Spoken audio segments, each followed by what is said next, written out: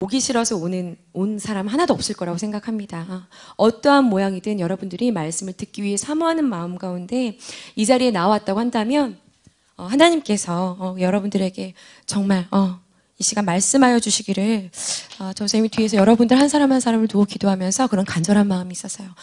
요즘에 학생부 안에서 정말 여러 가지 부흥의 불길들이 막 일어나고 있어요. 전사님이 오늘도 실은 우리 학생부 청년부들이 연합해서 전도를 하는 날이었는데 어제가 우리 또 학생부 28년 만에 그죠? 처음으로 학생부 주제 철야 예배가 있었던 날인데 여러분들 이 예배를 두고 전사님 정말 간절한 기도의 어떤 소원들이 있었는데 하나님께서 정확하게 그 기도에 응답을 하시는 일들이 아주 탁탁탁탁 응답이 되어졌어요. 전사님 지금 다 이야기할 수는 없지만 응답들이 다 되어지는데 정말 하나님께서 우리 학생부를 너무나 사랑하시는구나. 또 돌아가면서 그 시간이 여러분들에게 선생님이 다 문자 주었던 것처럼 정말 내게 기회가 돼서 오랜만에 울면서 하나님을 찾을 수 있는 그런 시간이 되었습니다라고 늦은 시간 문자를 주었던 친구들도 있고 여러분들이 무릎을 꿇고 이 차디찬 바닥에 앉아서 두 손을 높이 들고 성령을 구하면서 기도하는 여러분들의 모습을 보고 실은 전도사님도 처음 성령을 경험했을 때를 생각하면서 얼마나 많은 도전이 되고 은혜가 되고 다시 한번 그 뜨거운 부흥의 불길이 내 안에 맡은 교육 부서 안에 우리 교회 안에 임하기를 간절히 사모하면서 기도했는지 모르겠어요. 그 부흥의 미랄들이 되어주느라 너무 애쓰고 수고했던 여러분들에게 정말 감사의 인사를 전사님이 드립니다. 여러분들은 예수님이 어떤 누구라고 생각하고 따라가는지 모르겠어요. 전사님이 학교 앞에서 지난주에 전도를 하고 있는데 잘 아는 우리 교회학교 아이의 할머니세요. 할머니신데 신앙이 참 좋으신 그런 할머니세요. 전사님 전도하고 있는데 전사님의 아이들에게 일어나고 있는 일들을 이렇게 이제 들으시거든. 이제 교회학교 아이들을 통해서 들으신 할머니예요. 근데 전사님께 전도하고 있는데 붙잡고 전사님이랑 이제 얘기를 하시려고 하시는 거예요. 그래서 요즘에 큰 아이는 어떠냐, 유엘이는 어떠냐, 건강하냐. 그래서 최근에 이서봐 전사님한테 아이가 있어. 몇 명이 있는 줄 아니? 2명이 있어. 전사님 2명이 있어. 첫째가 이번에 2학년이 됐어. 그런데 우리 이서비처럼 보통 또래 아이들보다 굉장히 크고 크는 게 은사야. 크는 게 하나님이 주신 선물이야. 아주 무럭무럭 크는 잘 크는 친구야. 그런데 우리 이서비도 크지만 진현이랑 똑같잖아. 그죠?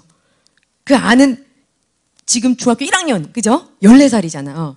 유엘이도 참 크는 게 은사야. 참 건강해. 참 좋아. 그런 칭찬들을 참 잘 큰다라는 칭찬을 많이 받으면서 자랐던 친구인데 벌써 재작년이 됐네요. 재작년 겨울에 희귀병이 이 아이에게 이제 발병이 됐었고 그게 이제 작년 1년 동안 머리에 이제 뇌를 다 이제 열어서 여러 군데에 혈관들을 막 수술을 하는 그런 일들이 있었는데 큰 수술이었어요. 수술이었는데 지난 이제 1년 동안 수술한 이후에 1년 동안 유엘이 안에 혈관이 이만큼이 그냥 싹 사라져 버려서 수술하고 난 뒤에 남아있었던 기존에 가지고 있었던 혈관들이 이만큼이 그냥 굉장히 많은 혈관들이 이만큼이 사라져 버렸어요. 사라져 버려서 이 아이가 이제 최종적으로 수술을 이제 작년 11월이죠. 11월에 이제 이 아이가 수술을 하게 됐었던 이제 이야기를 이렇게 나누는 가운데 눈물을 주룩주룩 흘리시는 거예요. 이 할머니가 눈물을 주룩주룩 흘리세요. 눈물을 주룩주룩 흘리면서 전도사님 그거 전도사님 할 만하니까 주신 거다. 하나님이 전도사님이 그런 일을 감당할 만하니까 하나님이 주신 거래요. 그리고 이렇게 말씀하시는 거야. 그거 다른 사람들 같아봐라. 그러니까 늘 전도사님 전도하는 모습, 늘 길에서 전도하는 모습, 그냥 하나님을 위해서 막 그냥 사역하는 모습을 보셨던 분이야.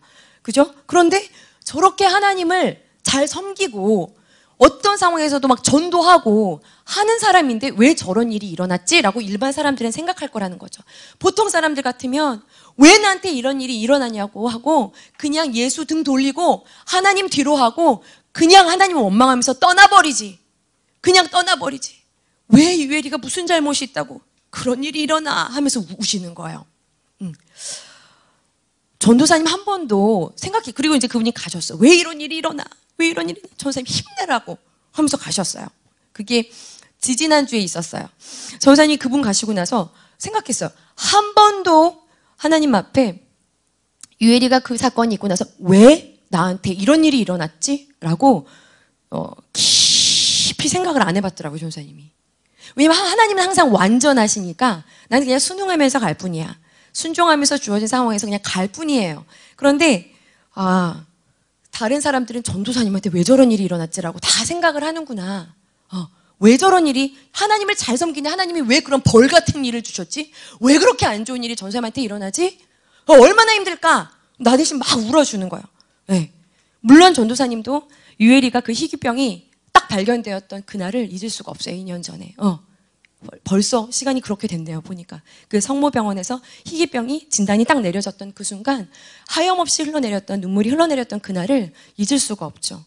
눈앞이 캄캄하고 왜 나에게 진짜 이런 일이, 이게 진짜 지금 나한테 일어난 일이 맞나? 내가 앞으로 어떻게 해야 되지? 이거 내가 과연 감당하면서 갈 수 있을까? 너무나 무섭고 두렵고 떨리지 않았다면 거짓말이겠죠. 굉장히 많이 울었던 그날 그 성모병원에서 그 창밖을 바라보면서 맨 창가 끝에 쪽이 유엘이가 누워 있었던 침대였는데 그 희귀병이 발병된 그날부터 병원에서 그렇게 오래 있을 거라고 생각 못하고 그냥 바로 입원이 시작되는 바람에 나올 수가 없이 첫날 굉장히 많이 두려운 마음과 울면서 주님을 찾았던 그날이 기억나요. 굉장히 두려웠어요. 이번 한 주간 동안 어떤 우리 교회의 한 어르신이 전사님에게 문자를 보냈어요. 뭐라고 문자를 보냈냐면 전사님이 확 줄여가지고 그대로 썼는데 큰 짐을 막 앞에 서술이 많았어요. 많은데 큰 짐을 지고서도 하나님 앞에서 멋지게 견디고 이기시는 모습이 얼마나 위로가 되고 아름다운지 전도사님을 생각하면 눈물이 나요. 전도사님 힘내세요. 이분이 전도사님에 대해서 뒤에서 하셨다고 하는 얘기를 전사님이 돌아서 듣게 됐어요. 아픈 아이를 데리고 사역이라는 그 길 자체가 쉽지 않은 길인데, 그죠? 사역이라는 길을 아픈 아이를 데리고 어린 아이를 데리고 그 길을 가는 거에 대해서 전도사님에 대해서 되게 마음 아파하고 안타까워한다는 얘기를 들었어요. 얼마나 힘들까? 이게 전도사님을 향한 많은 분들의 시선인 것을 날아오는 문자, 나를 만나고 흘려주는 눈물 하시는 이야기들을 통해서 저는 알게 됐어요. 처음에 전사님이 아까 이야기한 것처럼 희귀병 진단 내려졌을 때 감당할 수 없는 마음이 있었습니다. 누군가는 전사님한테 이렇게 얘기했어요. 성도들이 다 보고 있어. 흔들리는 모습 보이지 마. 지금 너를 통해 믿음이 무언지 다 드러나고 있어. 믿음이 있기 때문에 흔들리면 안 돼. 지금 다 보고 있어. 정신 차려. 눈물을 흘리면 안 돼. 그냥 걸어가야 돼. 라고 말해준 분들도 계십니다.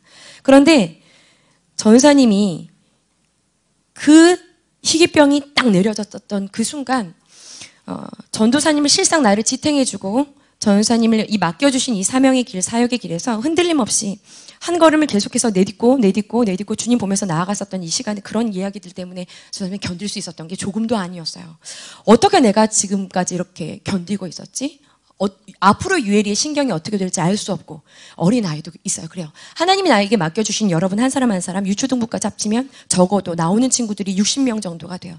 이 아이들의 영혼을 우리 하나님 나라에 가서 만나야 돼. 세워질 때까지 아이들을 위해 한 사람 한 사람을 돌아보고 기도하고 아픈 아이가 어떻게 될지 모르는 아이가 있고 사역도 이 아이들 양육도 육아도 쉽지 않아요.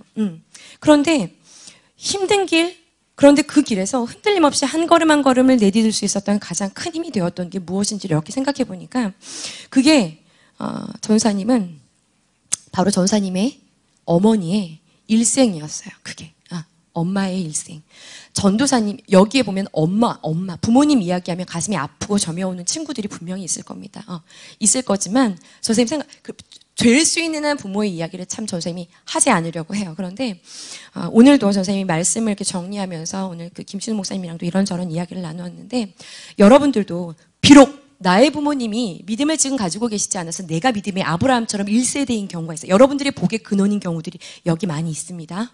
있어요. 그런데 여러분들도 분명히 지금 보면서 따라가잖아요. 그죠? 앞에서 믿음을 가진 선생님들의 모습을, 그죠? 선생님들, 신앙의 선배들의 모습을 보면서 지금 따라가고 있어요. 그런데 그 보면서 따라간다고 하는 것이 얼마나 큰 힘이 되는지 몰라요. 전 선생님이 어렸을 때는 몰랐어요. 전 선생님이 어머니 아버지라고 한다면 어머니가 조금 더 전 선생님에게 영향을 많이 미쳤었던 것 같아요. 어떠한 경우에도, 왜냐하면 전도사님이 어렸을 때 전도사님이 남동생, 지금 김신욱 목사님이죠. 이섭 어저께 철야 예배 때 여기서 기도 인도하셨던 휠체어 타셨던 분 계시지? 그분이 전 선생님 동생분이야. 동생 목사님이셔. 그런데 1급 지체장애예요. 1급 지체장애. 1급 지체장애니까 초등학교 때에도 그 옆을 떠나지를 못해. 가족들도. 특히 어머니는 더 그랬어요. 어떻게 6년 개근을 시켰는지 모르겠어요. 그냥 툭 치면 쓰러지기 때문에. 그런데 너 진짜 힘 없는 거 맞아 하면서 얼마나 6학년 그 초등학생 아이들이 짓궂어요. 남자아이들이. 그냥 앉아있으면 툭 치면 그냥 앞으로 그 콘크리트로 그냥 떨어져서 깨지고 했었던 적이 한두 번이 아니에요. 그러니까 부모님은 수업 시작하면 겨울이든 여름이든 수업이 끝날 때까지 그 문 밖에서 기다렸어요. 집에 오질 못하는 거예요. 그렇게 어떻게 6년을 보냈는지 모르겠어요. 그러면서 그 시간들이 예수 그리스도를 영접하고 예수님을 믿으면서 가지 않으면 참 갈 수가 없는 길이었어요. 그런데 그렇게 예수님을 믿으면서 걸어갔던 그 길 속에서 선생님 어머니가 사역들을 하셨단 말이에요. 맡았던 교사로서의 사명을 감당해야 되고 아이들을 돌아봐야 되고 성전 꽃꽂이를 해야 되고 구역 뭘 맡고 여전도에 뭘 맡으니까 무슨 일들을 해야 돼요. 그런데 전사님 기억에도 어머니가 어쨌든 교회에서 부르는 거예요. 오늘 교사 모임이 있다. 교회 꽃꽂이를 해야 되니까 달려 나와야 돼. 교회가 집에서 가깝지 않았어요. 그런데 일단 장애아이가 있는 아이를 집에 그냥 놔둬. 그럼 그 아이는 할 수 있는 게 아무것도 없어요. 앉아서 엄마가 돌아올 때까지 그냥 기다리는 거야. 네. 그게 1시간이든 2시간이든. 쉬가 마려우면 어떻게 해야 돼? 싸야 돼, 바지 그냥. 네. 참아야 돼요. 전화기, 핸드폰이 없었던 시대예요. 그러니까 전사님이 기억하기로는 이렇게 나갔다 들어오면 어머니는 속상하니까 왜 이렇게 빨리 들어오지 않았냐라는 얘기를 나중엔 들었지만 아니 내가 왜 내 놀 거를 희생하면서 내가 빨리 들어가야 되나라는 마음이었지만 지금 생각해보면 정말 얼마나 어머니의 마음이 정말 불안하셨을까. 움직이지 못하는 아이를 그냥 집에 혼자 두고 그냥 책상 앞에 앉혀두고 엄마 올 때까지 기다려. 하고 와서 교사회의 하는 거예요. 오늘 꽃꽂이 다 맞춰야 돼. 그럼 오늘 그냥 그 꽃꽂이를 맞춰야 되는 거예요. 위에서 따라 나가자고 하면 어떤 누군가를 신방하기 위해서 제가 못하는데요. 못 가는데요. 한마디가 없으시고 무조건 주어진 상황에서 그냥 가시는 거예요. 그리고 마음은 어떻죠? 집에 어쨌든 1급지체 장애 아이가 아들이 기다리고 있는 거예요. 얘한테 무슨 일이 일어날지 모르는 거지. 그러니까 달려와서 괜찮냐? 내 아이에게 어떤 일이 일어나지 않았을까? 그 사이에 얘가 뭐 넘어지지 않았을까? 소변이 마렵지 않았을까? 뭐 어떤 무슨 일이 일어나지 않았을까라는 그 그냥 불안한 마음으로 무언가를 할 때도 어려운 마음이었겠지만 그거를 감당하셨던 전사님이 이 이야기를 기억 못하고 있다가 엄마는 예수님 따라가다가 어떤 순간이 그렇게 힘이 드셨었어요. 그거를 내가 예수님 섬기면서 남몰래 눈물 흘렸던 거 아무도 모르지 말도 마 하면서 하셨던 이야기 중에 하나였어요. 어떤 누군가의 요청에 의해서 교회에 나와 있는 그 1시간 실은 마음속에는 가득 내 아이에 대한 걱정인 거예요. 집에서 쟤 어떡하냐. 그런데 순종해야 되니까 그 자리를 어쨌든 최선을 다해서 충성하는 거예요. 그런데 달려가서는 얘 괜찮나? 집으로 달려가서는 그 시간 동안 혼자 내내 엄마만 올 때까지 아무것도 하지 못하고 그냥 앉아서 계속 기다리는 거죠. 전사님이 예수님을 따라간다고 하는 거 그냥 룰루랄라 즐겁고 항상 기쁘고 행복한 것이 아니라 예수님을 따라간다고 하는 거 고되고 때로는 정말 눈물 골짜기고 힘들고 어렵고 넓은 길 아니고 좁은 길이고 고난의 길이고 힘든 길이라는 걸 그냥 삶으로 배웠어요. 어머니를 보면서 선생님이 생각했어요.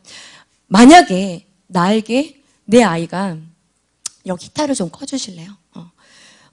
유혜리가 딱 장애 진단이 내려졌을 때 만약에 내가 어떻게 이렇게 계속 한 번도 거르지 않고 말씀의 자리에 계속 설 수 있었을까? 전도하는 그 자리에 빠지지 않고 어떻게 나가서 설 수 있었을까? 끊임없이 울고 있지만 아이들을 향해서 억지로가 아니었거든요. 억지로 나갔던 게 아니에요. 어떻게 나갈 수 있었지를 생각해 보니까 어떤 누구의 말 때문에 물론 주님이 할 수 있는 감당할 수 있는 힘을 주셨지만 그 길을 먼저 뚜벅뚜벅 걸어가셨던 어떠한 상황에서도 뚜벅뚜벅 걸어가셨던 사람을 내가 실제로 들은 게 아니라 본 거예요. 봤더라고요.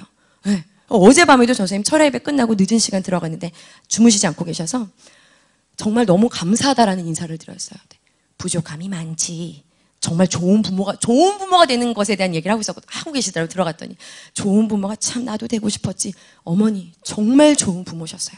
어떻게 가는 게 십자가 길 걸어가는 건지를 삶으로 보여주셨으니까 정말 좋은 부모이셔서 부족함이 많을 수 있어요. 엄마로서. 네? 그런데 지금 생각해보면 어떤 누구 유명한 위인이 아니야. 어떤 목회자가 아니라 그냥 내 부모가 십자가의 길 간다는 게 얼마나 어렵고 힘든 길인지 포기하고 싶고 못해요. 요즘에 더 이런 시대를 2019년을 살아가면서 헌신, 섬김 찾아보는 게 정말 쉽지가 않아요. 그런데 어떤 누가 할 수 있겠어요? 내 아이가 지금 꼼짝도 하지 못하는데 움직이지도 못해. 쉬 마려우면 그냥 싸야 돼. 도와줄 사람 혼자 소변을 볼 수가 없어요. 옷을 내릴 수가 없어요.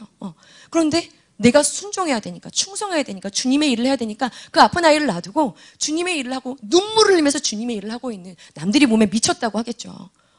그런데 그 주님의 길을 그렇게 따라가는 그 분의 그 모습을 보면서 예수님을 따라간다고 하는 것이 쉬운 일이 아니구나. 그리고 전사님에게 땅 하고 그 내가 감당할 수 없는 사건이 나에게 터졌을 때 이거를 걸어가게 했던 건 그냥 엄마가 어떻게 가셨지? 그거 보고 그거 생각하면서 가야 되는 거지. 맞아, 가는 거지 하면서 따라갔던 것 같아요. 오늘 여러분들이 읽었던 본문이 예수님을 따라가는 게 무엇인지를 마가복음에서 예수님이 처음으로 밝히 드러내시는 그 본문을 여러분들이 읽었어요. 그 본문은 그 전에 8장에 22절에서 26절까지에 나오는 벳세다라는 지역에서 사람들이 손을 이끌고 한 맹인을 예수님 앞으로 데리고 와요. 안 못 보는 맹인을 데리고 와요. 그 맹인을 고쳐주시는 사건하고 연결이 되어 있어요. 거기 맹인을 보면 그 벳세다라는 지역을 이렇게 지나가실 때 한 맹인을 사람들이 손을 끌고 예수님 여기 안 못 보는 이 사람을 좀 안수해서 고쳐주십시오 하고 예수님 앞에다 그 사람을 데리고 이렇게 꿇어 앉혔어요. 자, 예수님께서 그 벳세다에서 그 사람을 데리고 밖으로 나가사 그 마을 바깥으로 데리고 나가사 눈에 침을 뱉으시며 안수하시고 고치시는데 여기 보니까 여러분 큐티했나요? 예수님이 몇 번에 고치시는 줄 알아요? 한 번에 못 고치세요. 예수님이 능력이 없으신가? 예수님은 하늘과 땅의 모든 천지를 다스리시는 분이라며. 반가워라. 할렐루야. 다스리시는 분이라며. 그런데 어떻게 한 번에 못 고치고 여러 번에 고치지? 눈에 침을 뱉으시고 지저분해. 한 번에 못 고쳐. 좀 약 알쏭달쏭한 내용들이 나요. 벳세다라는 게 어부들의 집이라는 뜻이에요. 어부들의 집. 그리고 여기서 맹인 한 사람은 실은 베드로를 가리키고 있는 이야기예요. 진짜 이 맹인이 베드로라는 이야기가 아니라 영적인 의미로 베드로에게 앞으로 일어날 일을 암시하면서 여기 마가가 기록한 이야기예요. 그리고 그 마을 바깥으로 끄집어냈다는 것은 여기서 이렇게 눈 어두운 상태로 너희가 계속해서 살아가서는 안 돼. 침을 뱉었다는 건 그 보지 못하는 상태를 꾸짖으시면서 예수님께서 침을 뱉으시고 안수하시고 기도를 딱 하십니다. 자, 그러자 이 맹인이 보기 시작해요. 자, 어떻게 보냐면 여기 보세요. 8장 24절을 다 같이 봅시다. 8장 24절에 보니까 이 사람이 예수님을 어떻게 보죠? 보세요. 찾아보세요.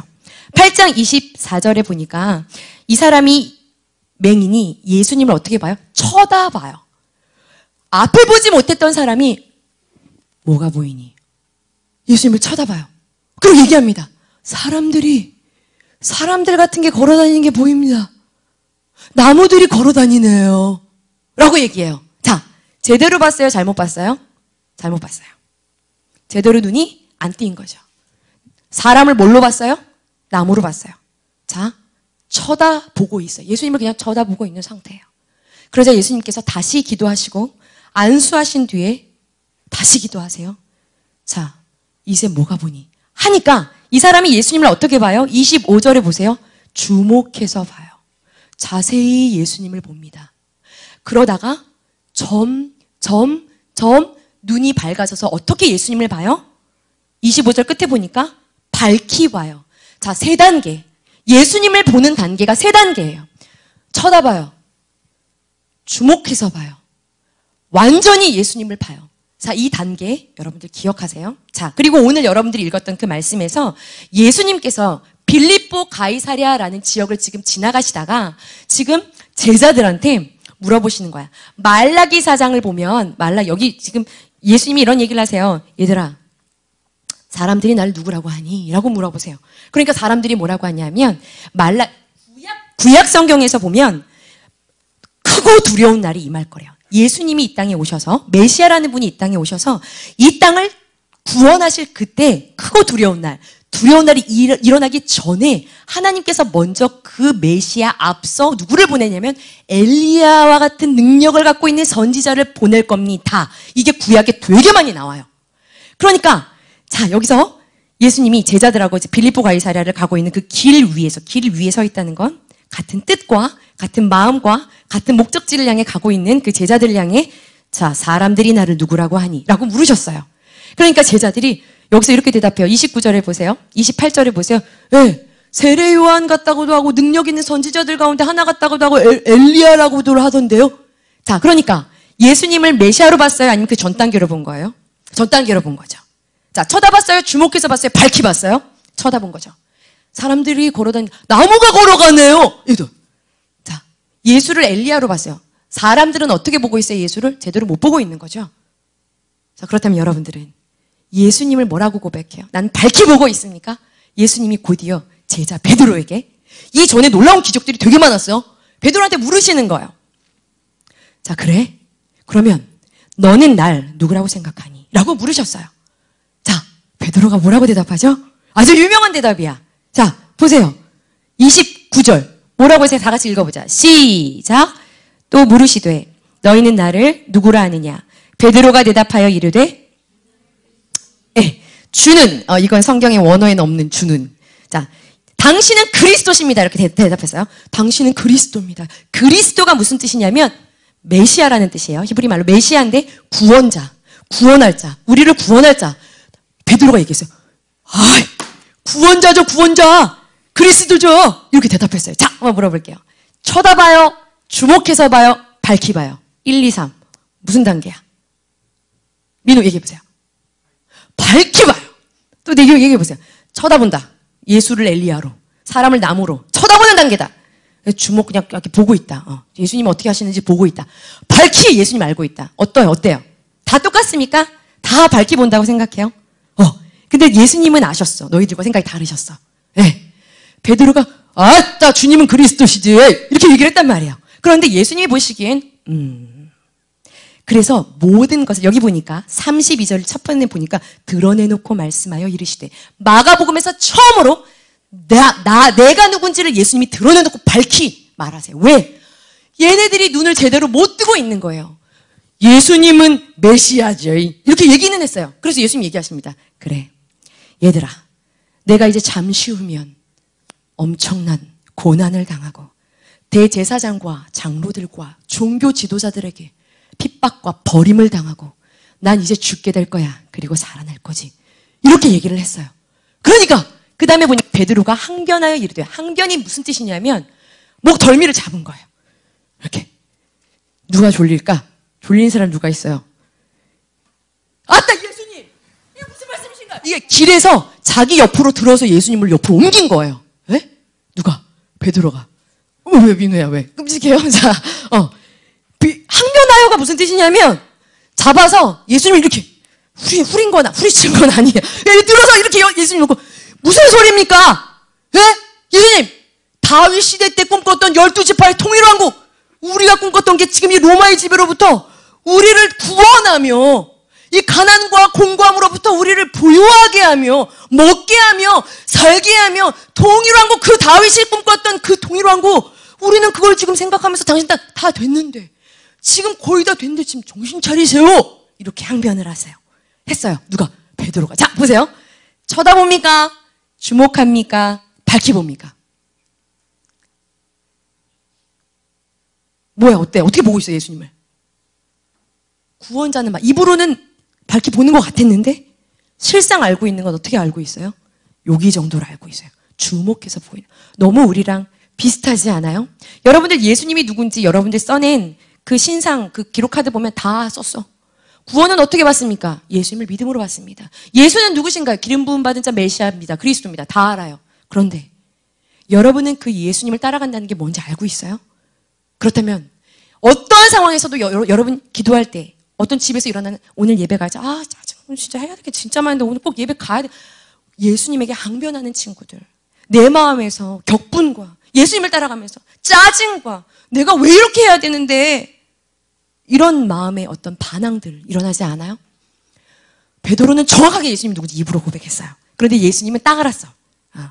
아따 이 녀석이 제대로 뭘 모르고 있네. 그리고 처음으로 드러내놓고 나를 따라온다는 게 뭔지를 얘기하셨어. 너 내가 누구니? 여러분 이 고백 한번 해보세요. 민우야 예수님이 너한테 누구시니? 너 그거에 대한 신앙 고백이 있어야 돼요. 그게 있어야 따라가는 거야. 죽기까지 여러분 따라가길 원합니다. 그러면 그분이 누군지를 알아야 따라가는 거예요. 저 사람이 길을 가다 진이가 지나가는 거야. 진이야. 예. 잠깐만 나 따라와봐. 하고 가요. 그럼 진이 너 따라올 거야 안 따라올 거예요? 따라가요. 자 집에 가다가 전사님 하고 따라오겠지. 근데 지나가는데 어떤 잘 모르는 아줌마가 있다 잘생겼구만 청년 나 따라와봐 하면 따라갈 거야 안 따라갈 거야? 안 따라가지. 왜 안 따라가요? 모르는 사람이니까. 따라가려면 왜 따라간 거예요? 얘 나 왜 따라갔어요? 관계 때문에 따라가는 거예요. 관계가 없으면 못 따라가요. 누군지를 모르는데 어떻게 따라가요? 그러니까 예수님 물어보셨어요. 너 나를 누구라고 생각하니? 근데 입으로는 완벽하게 알았다는 거죠. 여러분 여기서 예수님 모르는 사람이 누가 있어요? 시험 볼까? 다 100점 맞을 거야. 예수는 그리스도, 예수는 구원자, 하나님의 아들. 그런데 여기는 빵점이었다는 거예요. 제대로 모르고 있다는 거예요. 눈뜨라 이거예요. 그리고 밝게 알려주셨어요. 처음으로 알려주셨어요. 왜? 내가 누군지. 그리고 얘기하세요. 나를 따라온다는 건 자기 십자가 지고 나 부인하고 내 생각 다 내려놓고 너희들의 십자가를 지고 나를 따라가야 되는 길이야. 나를 위해 고난도, 가난도, 궁핍도, 외로움도, 처절한 눈물도 감수하면서 따라가는 좁은 길, 힘든 길이야.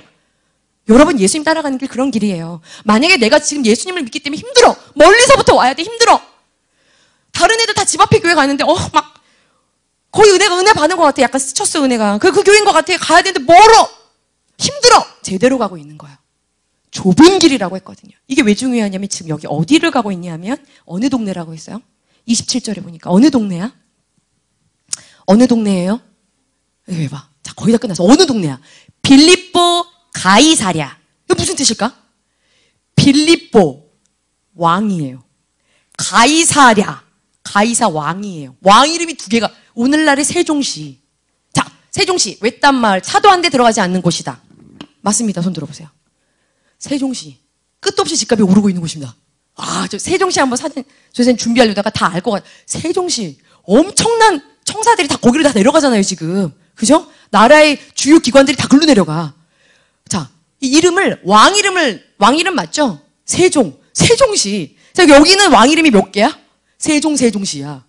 세종시. 가이사 빌립보 가이사랴. 그럼 어떨 것 같아요? 한번 생각해봐. 이 당시에 어떤 도시였을까? 이 빌립이 누구냐면 헤롯의 아들이에요. 헤롯이라는 사람의 아들이에요. 가이사는 로마의 황제를 이야기해요. 로마의 황제가 이스라엘을 다스리는 로마의 황제가 헤롯한테 줬어. 이 땅을. 그런데 이 헤롯이 자기가 죽으면서 이 땅을 자기 아들한테 줬어요. 이 빌립이 이 로마의 황제가 나한테 이런 땅을 주다니. 바니아스라는 땅 이름은 원래 바니아스라는 땅이었어요. 판이라는 신을 섬기는 땅이야. 이 땅의 신을 판이라는 신을 위에는 사람이고 밑에는 염소야. 그런 신을 섬겼어요. 판이라는 신을. 그래서 동네 이름이 바니아스야. 이 바니아스를 나한테 주시다니 진짜 감사합니다. 이 도시를 빌립인 내가 가이사 당신께 헌정해서 잘 꾸며서 멋지게 드리겠습니다. 완벽한 신도시를 만들어 드리지요. 하고 만들었던 도시가 빌립보 가이사랴예요. 여기에 지금 어떻게 하고 있어요? 이 번쩍거리는 황금주의, 물질 만능주의, 쾌락과 외모 지상주의. 여러분 스카이캐슬 드라마 보고 있는 사람 인싸라고 하더라고요. 나는 인싸는 아닌 것 같아요. 자, 그거 말하지 않아도 다 알잖아요. 그 분위기. 여기 그 빌립보 가이사랴에 어떻게 하고 있어요? 들어가실세. 자, 왜? 이 안을 통과할 때 니들이 내가 누군지 모르면 거기 머무르고 싶을까? 예수를 따라가고 싶을까? 머무르고 싶겠죠. 왜? 한마디로 거지 행색이야. 잘 먹지도 못해, 자지도 못해, 고난과 가난과 빈핍과 막. 그래서 결국 그거 하나 보고 따라갔는데 이 땅에서 왕 될 거니까 그것만 믿고 따라가는데 지금 무슨 소리를 하시는 거예요? 주님, 그런 구원자가 아니라고요? 베드로의 상태는 이런 상태였다는 거죠. 그 사진 한 번만 보여주실래요? 한 장? 혹시 준비가 돼 있나요? 많이 깨지네요. 많이 깨지네요. 한 장 더. 여기가 지금 현재의 모습이에요. 빌립보 가이사랴 현재의 모습이고, 저기 고대 바니아스라고 돼 있죠. 영어로 바니아스. 바니아스라고 불렸던 동네를 빌립보 가이사랴로 이제 빌립이 말을 바꿨는데, 그 전에 전에 사진 한번 보여주세요. 요 앞에가 강이고 여기가 헬몬이라는 산이 있는 근처라서 아주 경치도 너무나 아름답고, 요때 복원했던 복원했던 사진이 여기 유적지에 가면 그 앞에 딱 붙어 있는데, 당시에 저 판이라는 그 신에게 경배하는 큰 동굴부터 이제 이 빌립이 엄청나게 우상숭배, 여기 제우스라는 신, 이렇게 이런 로마 그리고 헬레니즘 문화의 영향을 많이 받아서 그 신들한테 경배드리는 장소와 터와 어떤 신당과 이런 것들을 엄청나게 지어서 아주 현대식으로 굉장히 꾸며놓은 신상들이 굉장히, 그 터들이 아직도 지금도 남아있어요. 아까 먼저 보여줬던 사진이 1세기 때에 아마 이런 모습이었을 거야. 점점 발전하는 도시였고요. 네. 자, 여기 보니까 예수와 제자들이 빌립보 가이사랴의 여러 마을로 들어갈 때 길에서 제자들한테 그래서 물으신 거예요. 자, 이 예배가 끝나면 빌립보 가이사랴로 돌아가는 너희들에게 오늘 예수님이 물으시는 그 음성에 대답할 수 있기를 바랍니다. 너네는 나를 누구라고 여기니? 저 선생님이 오늘도 어떤 한 학부모랑 이야기를 했어요. 네. 학군이 어쨌든 어려운 쪽에서 우리 아이가 예전에는 한 자리였다면 지금은 자리가 두 자리가 나오는 거야. 마음이 아픈 거예요. 그러니까 안 되는 걸 알면서도 계속 공부를 해야 되는 거죠. 집에서는 토요일이든 주일날이든 부모가 압박을 하기 시작하는 거예요. 한 번만 나가야 되지 않겠니? 그런데 그거를 믿지 않는 아빠가 압박을 하는 건 좋은데 자기도 마음이 너무나 흔들린다는 거예요. 그래서 선생님이 여러 가지 이야기를 하면서 이번에 우리 교회 한 친구가 조금 많이 낮은 학교를 다녔어요. 많이 놀았어요. 성인처럼 놀았어요. 학교 다니는 내내 놀았어요. 놀다가 결국 이번에 대학을 들어갔어요. 300대 1의 경쟁률을 두고 대학을 들어갔어요. 열심히 놀았는데 어떻게 들어간 줄 알아요? 얼굴로 들어갔어요. 얼굴로 들어갔더라고요. 네. 그런 과를 지원을 딱 했는데 얼굴로 300대 1의 경쟁률을 뚫고 학교 다닐 때 열심히 놀고 돈 벌다가 들어갔어요. 정말 외모 지상주의. 네? 그리고 어떤 친구들은 해도 3년 내내 정말 미친 듯이 공부를 해도 안 되는 거야. 그게. 나는 안 되는데 그걸 한번 뚫어보려고. 왜? 어떤 친구들은 결국에는 정말 돈이면 다 되고 얼굴이면 다 되고 황금과 물질이면 다 된다라고 여겨져 있는 그 세상 가운데서 무언가 그거를 쫓지 않으면 나도 뒤처질까 봐 그거를 따라가기 위해서 발버둥을 치면서 돈 네가 나의 신이다. 학업 성적 네가 나의 신이다 하면서 그것을 보면서 그게 내게 취해지지 않으면 안달복달하는 여러분들에게 오늘 예수님이 말씀하시는 거예요. 너희들 나를 누구라고 생각하니? 그걸 명확하게 하지 않으면 여러분들 이 세상의 풍조, 우리 지난주에 파도 얘기했죠. 그 에베소서에 나오는 풍조라는 말하고 똑같은 뜻인데 그 풍랑, 바다 위에서 두려워서 막 부르짖었던 그 제자들이 그걸 풍조라고 해요. 풍조. 세상에 흘러가는 그 문화 속에서 여러분 끊임없이 주님 따라가겠다고 이 자리에 머물러 예배드리는 이 씨름과 싸움을 이겨낼 수 있겠습니까? 그래서 여러분들 예수를 아는 지식에서 자라가라 이거예요. 베드로는 예수님을 잘 몰랐어요. 그런데 베드로랑 예수님을 완전히 떠나버렸던 바리새인이나 서기관들과 달랐던 점 하나가 있었어요. 여기 이제 9장, 10장 계속 이렇게 해서 보면 베드로와 제자들이 얼마나 답답했는지 계속 나와요. 여기 지금 8장에도 보면 분명히 오병이어 때 기적을 일으켰는데 이거 7병이어 사건이 일어났을 때도 예수님 우리가 또 어디서 사다 먹이죠? 분명히 사건 기적이 일어났는데 또 물어보잖아요. 그죠? 8장을 보세요. 제자들이 잘했던 거 한 가지가 있었다면 이것이 달랐습니다. 8장 10절을 보세요. 10절을 보면 전사님 읽어볼게요. 8장 10절을 보면 제자들은 예수님과 항상 보세요. 여기 곧 제자들과 함께 배에 오르사 함께 하셨어요. 네. 눈이 없고 믿음이 없고 어두웠고 무지했고 정말 답답하기 이를 데가 없는 모습들을 계속 가지고 어두운 채로 주님을 따라갔지만 그들은 주님과 함께 있었어요. 주님과 함께 머물렀어요. 그런데 똑같이 믿음이 없었던 자를 비판하자 바리새인들이 바로 다음에 나오는데 13절을 보니까 그런데 바리새인은 주님과 어떻게 하죠? 여기 보세요. 그들을 떠나 다시 배에 올라. 똑같이 믿음이 없었던 바리새인과는 떠나 계셨죠. 함께 한다는 것은 굉장히 중요합니다. 네. 여러분들이나 밖에 있는 사람들의 믿음의 모양이 그 사람들은 그냥 쳐다보는 단계일 수 있고 여러분은 그냥 주목하여 보는 단계일 수 있어요. 그런데 여러분들이 밝히 보는 단계로 나아가서 그 주님 가신 길 끝까지 부인하지 않고 따라가면서 우리 그곳에서 영원히 만날 수 있는 그 십자가의 길 끝까지 걷기 위해서는 주님이 어떤 분인지 알아야 하는데 그러기 위해서 제일 중요한 게 뭐냐 하면 제자들이 했던 건 함께 있었던 거예요. 여러분 그래서 이 예배의 자리가 너무나 중요한 자리인 거예요. 베드로는 결국엔 완전히 박살이 나죠. 깨지죠. 네. 깨지고 더 낮아지고 더 부서지고 네. 말씀 가운데 함께하면서 주님과 함께하면서 주님이 십자가 지시는 것을 직접 보면서 그 말씀들을 기억하면서 부활하신 주님을 만나면서 그 성령을 받으면서 끊임없이 깨지고 부서지면서 베드로는 십자가에 죽는 것도 내가 주님하고 똑같이 죽는 그것도 내가 부끄러워 그렇게 죽을 수가 없어. 거꾸로 고대 기독교사의 역사를 보면 십자가에 거꾸로 못 박혀서 순교하는 자가 누구예요? 베드로가 그 길을 갔다는 거예요. 그 베드로가 한 절만 찾아보고 말씀을 마칠게요. 베드로후서 베드로후서 3장 우리 18절을 다 같이 함께 읽어봅시다. 이거 베드로가 쓴 이야기예요. 베드로가 여러분들에게 이야기합니다. 예수님을 끝까지 따라가기 위해서 가장 중요한 게 그래서 뭐라고요? 함께 하면서 그분을 아는 거예요. 아는 거. 자기도 몰랐지. 주목하며 보는 단계였어요. 네, 그런 구원자인 줄 알았어요. 네, 높아지는 자리인 줄 알았어요. 그런데 제자는 절대 스승보다 클 수 없거든요. 주님이 여러분들을 위해서 고난당했고 침뱉음 당했고 모욕 당했고 채찍질 당하셨고 가시면류관 쓰셨고 십자가에 못 박혔고 네, 여러분들을 위해 죽으셨죠. 네, 여러분들 살리기 위해 그 길 갔다면 나를 따라오는 너희들도 이 세상에서 너희들이 당한 그 길은 누리는 길이 아니라는 얘기예요. 자, 여기 보세요. 18절 같이 한번 읽어보자. 베드로가 여러분들에게 이렇게 이야기합니다. 시작. 오직 우리 주 곧 구주 예수 그리스도의 은혜와 그를 아는 지식에서 자라가라. 영광이 이제와 영원한 날까지 그에게 있을지어다. 영상 좀 준비해 주세요. 베드로가 이렇게 얘기하죠. 오직 그 예수님이 어떤 분인지 아는 거에 있어서 자라가라. 네, 자라가야 끝까지 따라가죠. 어떻게 자라간다고요? 함께 있어야 말씀을 들음 가운데 여러분의 믿음이 자라가는 거고요. 예배하는 그 자리를 통해 말씀이 떨어지고 말씀이 여러분들 안에 들어와야 네, 여러분 진리를 분별할 수 있어요. 한 주간 그나마 한 번 듣는 말씀, 그나마 한 번, 두 번 듣는 말씀인데 너무나 짧아요. 그죠? 그거 가지고 한 주를 버티는데 네, 여러분 주님을 주목하여 보는 단계에서 이제는 예수님 누구신지 입술로는 고백하잖아요.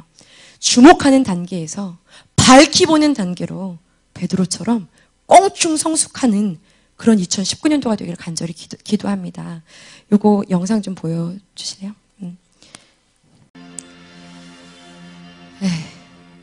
어떤 느낌인지 여러분들의 마음들이 천국감리교회에 출석하시던 최인교 권사님, 아까 거기서 정신병자다 서상에게 이야기했었던 그 사람이 부끄럽지만 전도사님이었어요. 그 교회 전도사님이었는데 서상이 보기에 최인교라는 권사가 진짜 믿음을 가진 사람처럼 보여졌던 거죠. 우리 말씀을 같이 함께 읽고 오늘 말씀 가운데 우리 오늘 읽었던 말씀 가운데 우리 8장 34절부터 우리 36절까지 말씀을 같이 함께 읽고 우리 오늘 말씀을 마치도록 할게요. 예수님께서 예수님을 잘 모르고 따라오고 있는 제자들한테 밝히시면서 다 드러내놓고 밝히시면서 나를 따라온다고 하는 건 바로 이런 거야. 이렇게 하고 나를 따라와야 끝까지 나를 따라올 수 있어 라고 하시면서 이렇게 말씀하시죠. 자, 34절부터 우리 읽어봅시다. 자, 시작. 무리와 제자들을 불러 이르시되 누구든지 나를 따라오려거든 자기를 부인하고 자기 십자가를 지고 나를 따를 것이니라. 누구든지 자기 목숨을 구원하고자 하면 잃을 것이요 누구든지 나와 복음을 위하여 자기 목숨을 잃으면 구원하리라. 사람이 만일 온 천하를 얻고도 자기 목숨을 잃으면 무엇이 유익하리요. 여기 보면 다음 절에 음란하고 이 죄 많은 세대라는 표현을 해요. 그 빌립보 가이사랴뿐만이 아니라 오늘도 우리도 예배드리고 돌아가는 그 이 세대가 정말 얼마나 악하고 음란한 세대인지 모르겠어요. 예배드리고 돌아가는 여러분, 그죠? 빌립보 가이사랴로 돌아가서 들어가는 그런 여러분들이 너는 나를 누구라고 하니 예정아, 물으시는 그 하나님의 음성, 그 주님의 음성 앞에서 주님은 나한테 어떤 분이세요? 고백하면서 한 걸음 한 걸음 주님이 가셨던 그 십자가의 길을 따라 걸어갈 수 있는 이번 한 주간이 되기를 간절히 기도합니다. 기도하겠습니다. 하나님 아버지 감사합니다. 어떠한 어려운 형편 가운데 있든지 주님 만나고자 하는 그 마음 하나로 주님께 드리는 이 예배의 자리가 너무나도 귀하여서 이 말씀이 아니면 살 수 없고 한 주간을 버틸 수가 없고 힘들고 너무나도 힘에 겨워 지기에 참으로 곤비한 여러 가지 무게의 많은 짐들을 지기 참으로 어려워. 참으로 이 예배의 자리를 귀하게 여기고 선택하여 이 자리로 달려나온 사랑하는 귀한 우리 한몸 학생부 친구들을 주님 더 축복하여 주시기를 정말 간절히 소원합니다.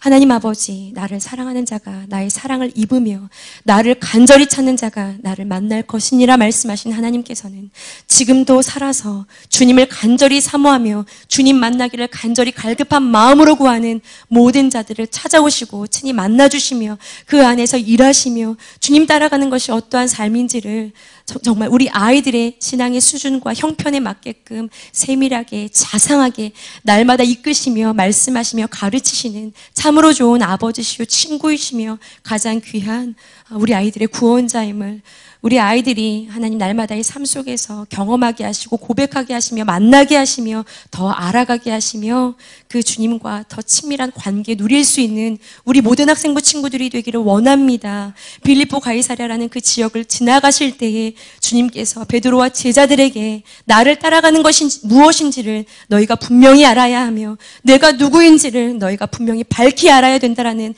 말씀을 하셨던 그 말씀이 오늘 우리에게 상관 있는 말씀이 되어 이 악하고 음란한 세대에 발걸음을 돌려 그 세상 가운데로 다시 나아갈 때에 세상의 풍조 가운데 가슴 답답해하며 그 풍조를 쫓아가지 못하고 따라가지 못하는 나의 어떠한 형편을 답답해하며 눈물을 흘리며 그것을 따라가기 위하여 발버둥치는 삶이 아닌 그 가운데서도 일하시는 주님을 바라며 그 가운데서도 주님 따르기를 갈망하고 간절히 소원하며 아버지 하나님 이 세대 가운데 하나님 그러한 믿음 가지고 나아가는 나 한 사람을 통하여 일하시고 행하실 그 주님의 계획과 계획과 일하심을 정말 믿음으로 기대하며 한 걸음 주님을 신뢰하며 나아가 정말 믿음으로 한 걸음을 내디딜 수 있는 우리 모든 학생부 친구들이 될 수 있기를 주님 간절히 소원합니다. 시작되는 이 한 주간 주시는 모든 큐티의 말씀들과 하나님 아버지 주어지는 그 모든 말씀들, 기도의 모든 생활들을 통하여서 사랑하는 우리 학생부 친구들 정말 예수를 알아가는 그 지식에 있어서 정말 자라갈 수 있는 그런 한 주간이 되어지기를 원합니다.